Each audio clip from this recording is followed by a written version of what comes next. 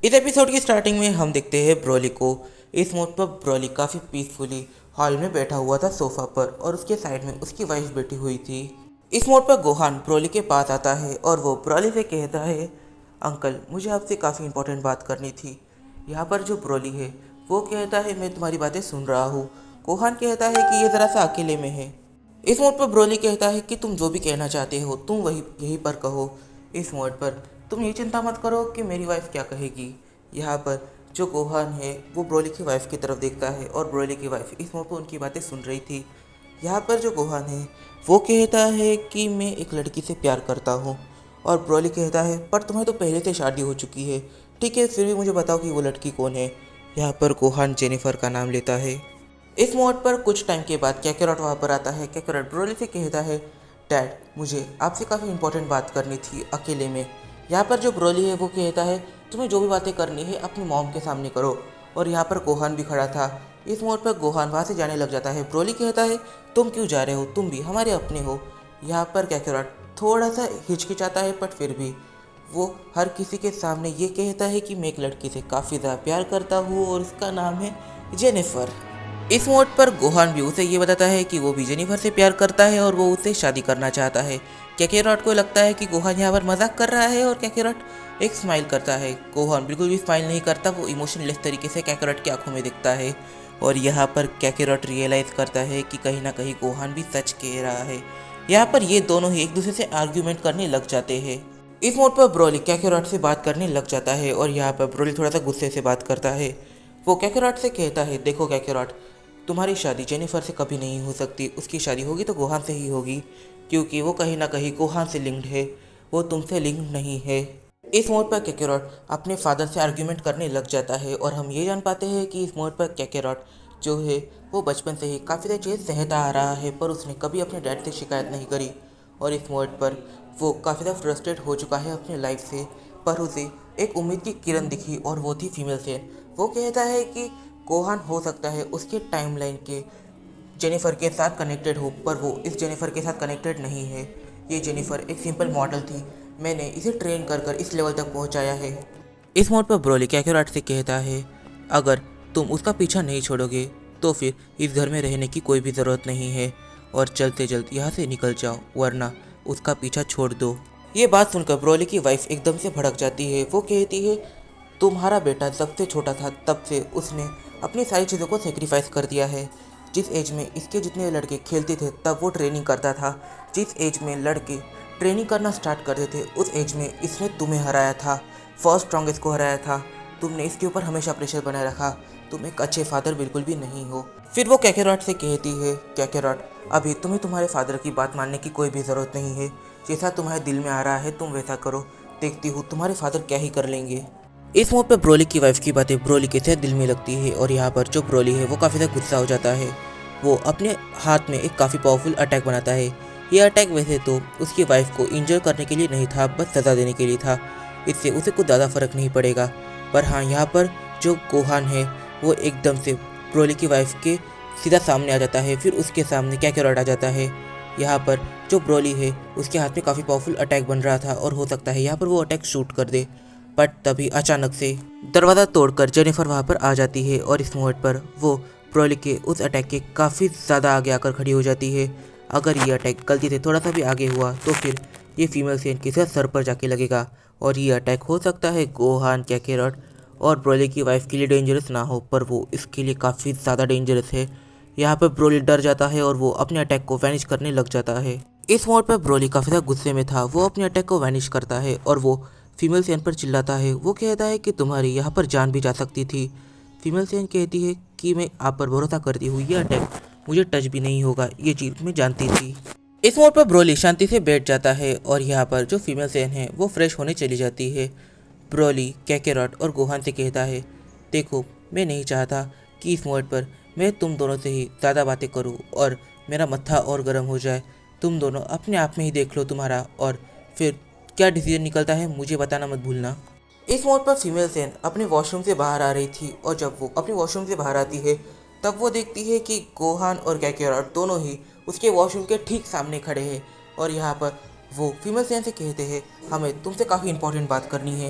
यहाँ पर female San कहती है वैसे मैं थोड़ी बहुत थकी हुई हूँ तो हम खाना खाने के बाद बात कर सकते हैं। यहाँ पर गोहान कहता है नहीं, ये काफ़ी इंपॉर्टेंट है। इस मोड पर वो दोनों पूछते हैं कि तुम्हें हम दोनों में से कौन पसंद है। फीमेल सैन कहती है कि मैं तुम दोनों में से किसी एक को चॉइस नहीं कर सकती, वैसे तुम दोनों ही मेरे काफ़ी अच्छे फ्रेंड हो। इस मोड पर कैकेरॉट कहता है कि यहाँ पर सिचुएशन है कि तुम्हें हम में से किसी एक को चॉइस करना पड़ेगा। यहाँ पर कैकेरॉट कहता है मैं तुमसे प्यार करता हूँ और तुमसे शादी करना चाहता हूँ। वैसे मैंने काफ़ी सारी अलग चीज़ों को सोच लिया था, पर इस मोड पर सिचुएशन ऐसी आ गई है कि मुझे इस टाइमिंग में तुमसे ये बातें करनी पड़ रही है। तो मुझे डिस चॉइस करोगी या फिर गोहान को। मोड पर गोहान भी अपने प्यार को कन्फेस कर देता है और यहाँ पर जो गोहान है वो कहता है कि तुम मुझे काफ़ी ज़्यादा पसंद हो और मैं तुमसे शादी करना चाहता हूँ। इस मोड पर गोहान और कैकेरॉट के मुंह से ये सुनकर फीमेल सैन काफ़ी ज़्यादा शॉक होती है, क्योंकि उसने कभी ये सोचा ही नहीं था कि उसके लाइफ में कभी ऐसा डिसीजन उसे लेना पड़ जाएगा। यहाँ पर वो कहती है देखो वैसे तो मैं तुम दोनों से इक्वली प्यार करती हूँ और मैं तुम दोनों से प्यार नहीं करती, तुम लोग मेरे काफ़ी अच्छे फ्रेंड हो तो मैं तुम पर भरोसा करती हूँ, बट इस मोड पर मैं तुम दोनों से प्यार नहीं करती और मैं इस मोड पर तुम दोनों से शादी नहीं करना चाहती। और यहाँ पर इस मोड पर कैकेरॉट और गोहान दोनों ही जेनिफर के ऊपर थोड़ा सा प्रेशर अप्लाई करते हैं।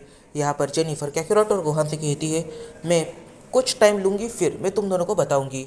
इस मोड पर जेनिफर सीधा ब्रोली के पास आती है। वो ब्रोली से कहती है कि यहाँ पर मैं उन दोनों में से किसी एक को चॉइस नहीं कर सकती और ये नेक्स्ट टू इम्पॉसिबल है।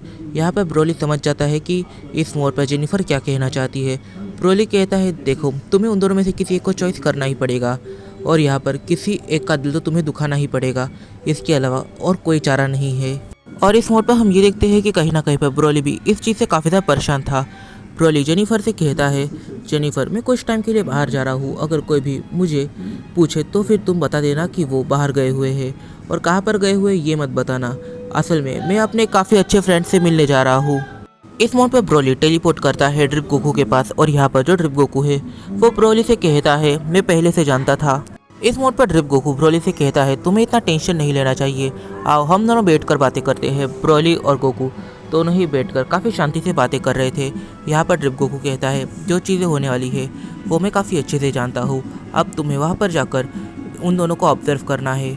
इस मोड पर ब्रोली और गोकू दोनों ही काफ़ी लंबे टाइम तक बातें करते हैं। यहाँ पर ब्रोली अपने सारे ओपिनियंस को गोकू के आगे रखता है और यहाँ पर गोकू कहीं ना कहीं ये जान चुका है कि ब्रोली अपने बेटे कैकेरॉट पर काफ़ी ज़्यादा स्ट्रिक्टनेस लगा रहा है और अगर इस मोड पर गलती से भी कैकेरॉट ने अगर जेनिफर से शादी कर ली तो ब्रोली हो सकता है कैकेरॉट पर थोड़ा गुस्सा और हो जाए।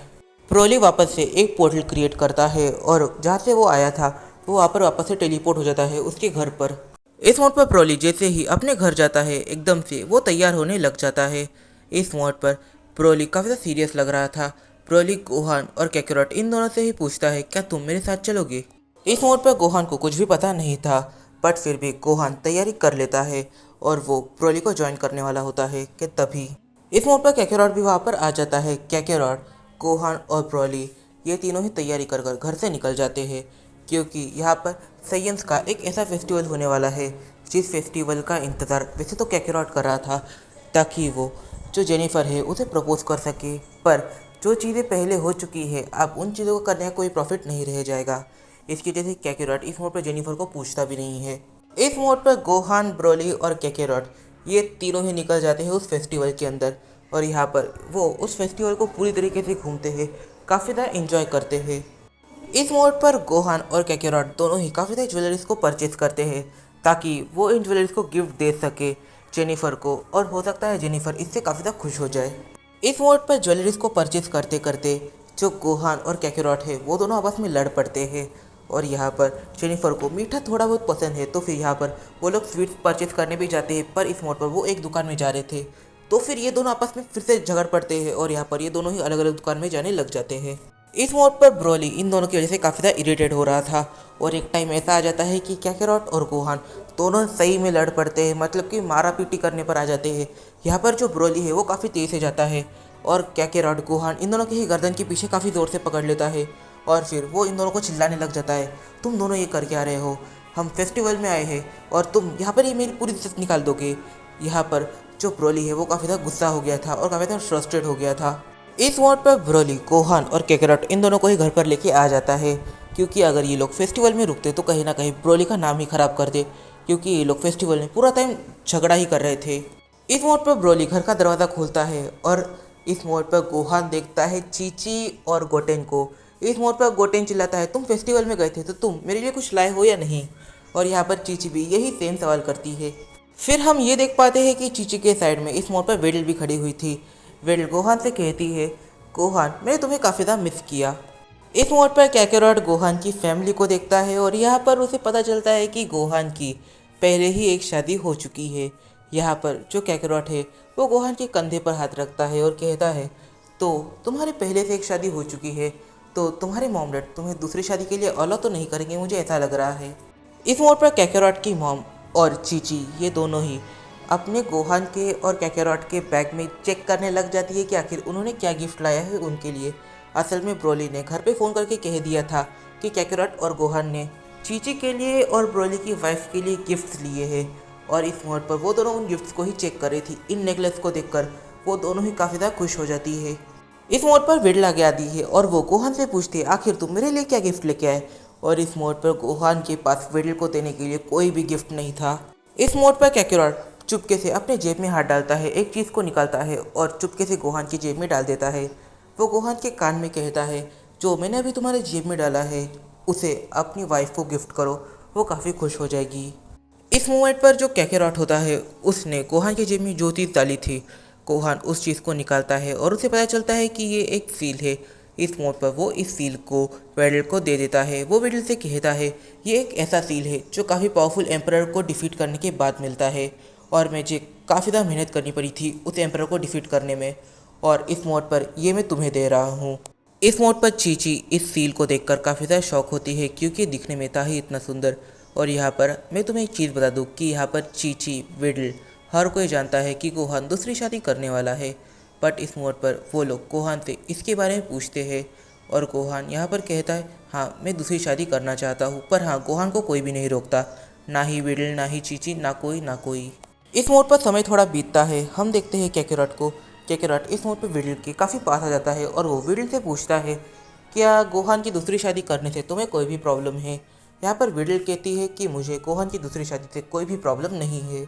इस मोड पर वेडल आगे कहती है कि गोहान की डेस्टिनी कुछ और होने वाली थी, पर मेरी वजह से गोहान की डेस्टिनी काफ़ी ज़्यादा चेंज हो चुकी है, और मैं ये नहीं चाहती हूँ कि फिर से गोहान को इसकी वजह से कोई भी प्रॉब्लम हो जाए। फिर सीन शिफ्ट होता है। हम देखते हैं ड्रिप गोकू को। इस मोड पर जो ड्रिप गोकू होता है वो ब्रोली से बात कर रहा था।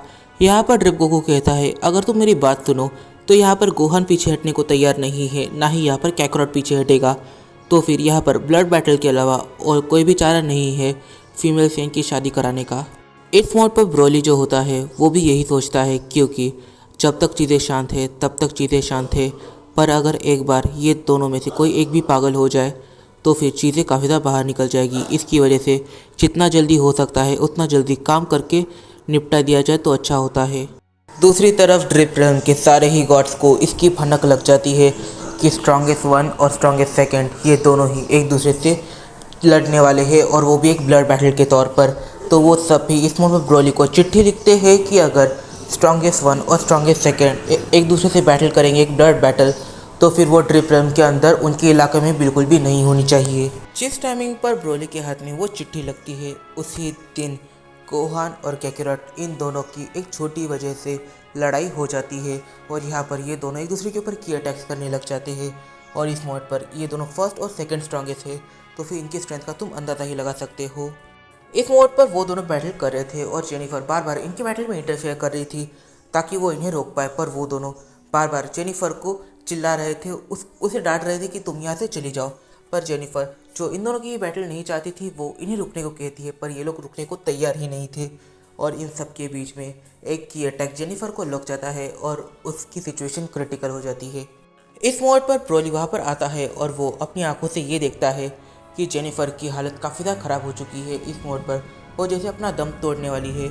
यहाँ पर कैकेरॉट और गोहान दोनों ही काफ़ी ज़्यादा पैनिक हो जाते हैं और वो लोग कोई भी डिसीजन ठीक से नहीं ले पा रहे थे।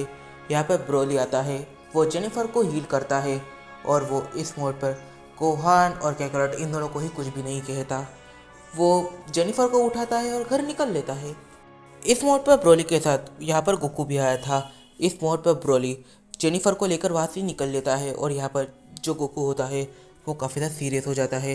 वो गोहान और कैकेरॉट इन दोनों की तरफ काफ़ी अजीब तरीके से देख रहा था। वो कहता है कि तुम दोनों का काफ़ी ज़्यादा हो रहा है, तुम लोग का भी बंदोबस्त करना पड़ेगा। और फिर गोकू भी वहाँ से निकल लेता है। तो इस वीडियो में काफ़ी सारे सवाल निकल के आते हैं। सबसे पहला सवाल तो यहाँ पर ये निकल के आता है, या फर्स्ट स्ट्रॉन्गेस्ट और सेकंड स्ट्रॉन्गेस्ट। तो यहाँ पे कैकेरॉट और गोहान है, तो फिर जब ये दोनों बैटल करेंगे तब क्या होगा। और यहाँ पर सारे गॉड्स ने पहले ही ब्रोली से कह कर रखा है कि इनकी बैटल की वजह से ड्रिप प्लेन के अंदर प्रॉब्लम नहीं आनी चाहिए। तो आखिर ड्रिप गोकू क्या इसके अंदर पड़ेगा, या फिर यहाँ पर हमें एक डेड बैटल देखने को मिल सकती है। और वो एक डेड बैटल होगी या ब्लड बैटल होगी, ये हम कल की वीडियो में जानेंगे। तो इस वीडियो में काफ़ी सारे सवाल निकल के आते हैं, तो इन फैसलों के जहाँ हम जानिए अपने आने वाले कुछ वीडियोस में। तब तक के लिए बाय बाय। वीडियो पसंद आए तो वीडियो को चैनल को दे सब्सक्राइब और इस वीडियो को अपने फ्रेंड के साथ शेयर जरूर से कर लेना। और मुझे इंस्टाग्राम पे फॉलो करना मत भूलना, नीचे डिस्क्रिप्शन में दिया हुआ है। तो मिलते हैं अपनी अगली वीडियो में।